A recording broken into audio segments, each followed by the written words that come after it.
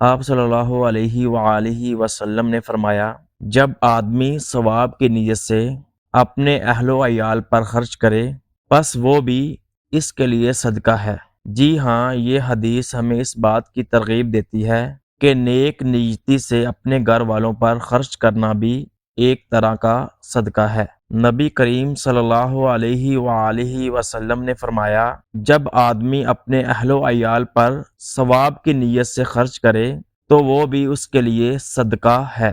اس حدیث سے معلوم ہوتا ہے کہ اگر کوئی شخص اپنے گھر والوں کی ضروریات پوری کرتے وقت یہ نیت کرے کہ وہ اللہ کی رضا کے لیے خرچ کر رہا ہے تو یہ بھی صدقہ شمار ہوگا اور اس پر اجر ملے گا۔ اسلام میں صدقہ صرف غریبوں کو دینے تک محدود نہیں، بلکہ ہر وہ خرچ جو اللہ کی رضا کے لیے کیا جائے، چاہے وہ گھر والوں پر ہو، صدقہ ہی ہے۔ یہ تعلیم ہمیں سخاوت اور حسن سلوک کی ترغیب دیتی ہے تاکہ ہم اپنے قریبی رشتہ داروں کی ضروریات کو خوش دلی سے پورا کریں اور اس میں بھی نیکی اور عبادت کا جذبہ رکھیں۔